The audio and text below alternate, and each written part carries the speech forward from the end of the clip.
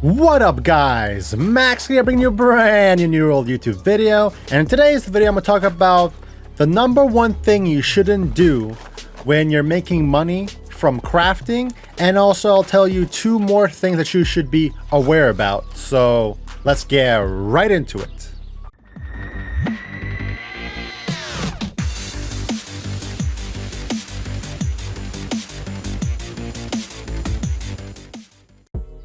Alright guys, so the main things people are buying right now in New World in terms of crafting are tools for harvesting, mining, wood cutting, all that stuff, and they're pretty expensive, especially the higher level ones. And people are also buying satchels for carrying more weight, which are also pretty expensive. You got from 2,000 all the way up to 8,000. So what is the biggest issue that can happen to you when you're crafting these items? So the number one thing you should not do when you're crafting to make money is to buy the resources off the exchange. That is a very bad thing to do. You may ask yourself why? Because you're not guaranteed to make money off it. And in this video, I'll give you guys an example by making Orichalcum mage weapons. I have 150 Arcana. So, if you go to the store and I were to sell, or if I were to buy ingots to make my gear, whether it's for your tools, whether it's for my weapons, for your bags, whatever it is, look how much these cost. It would cost me 2,000 gold right now to make 2 weapons, or for 1 weapon it would cost me 1,000. So that means when I craft my weapon or my tool or whatever you're making, I have to make more than 1,000 or I lose money. And the thing is that that's possible if you get the best gear. But the problem is crafting is too gambling. It's a casino, and I'll show you guys why. So here I'm at the Arcana crafting station. Whether you're at the engineering station or the armoring station, wherever you're doing it, you'll see the same layout. So the reason why it's such a casino, it's such a gamble when you're making gear, is because you're only guaranteed one thing. And that, well, 2 things. You're guaranteed a potential gear score in this area, and you're guaranteed the perk or attribute you put, the mod that you put. But since I'm using focus as the attribute because I need my life staff to have focus, or it's useless pretty much. So I have to use focus, but I have to waste my Azoth, which is another thing that you have to pay. But I get a random perk, and I get another random perk. So if I get 2 bad random perks, nobody's gonna want to buy this. This is high level gear. If you're making higher level bags, higher level weapons, higher level anything, the higher level players don't want bad perks. They want the best they can get because they want to be the best. So if I get a bad perk here, then I have to scrap this life staff or sell it for like very, very, very stupid cheap because no one's gonna want it. People want the best things. So I'm gonna show you guys how random it can be.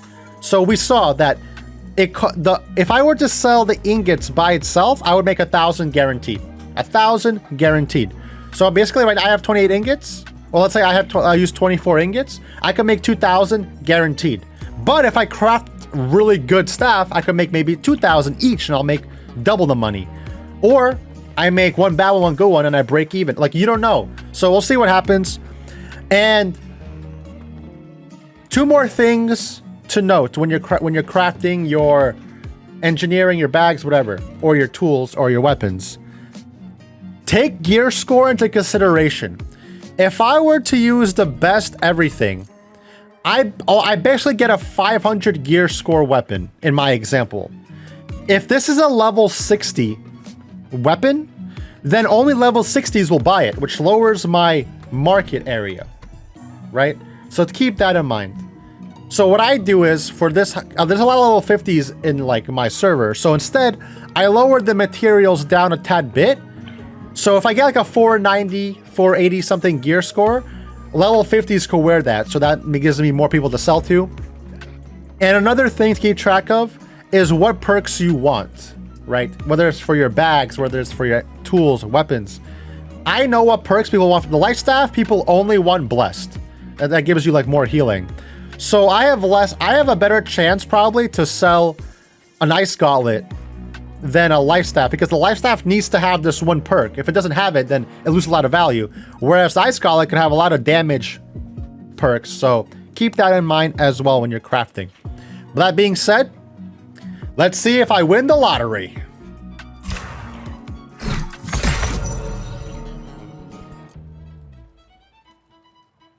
All right, guys, look what I just got. I'm pretty sure I can't sell this.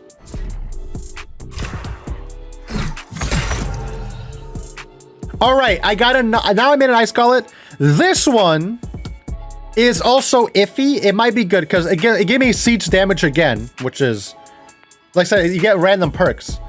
But it gave me ice refresh. So if you're somebody who uses ice spike, this might be very good for you. So let me see if I can sell these. If I can't sell them, then I basically lost 2,000 gold when I could have just sold the ingots. Maybe I'll break even. Well, I'll let you guys know.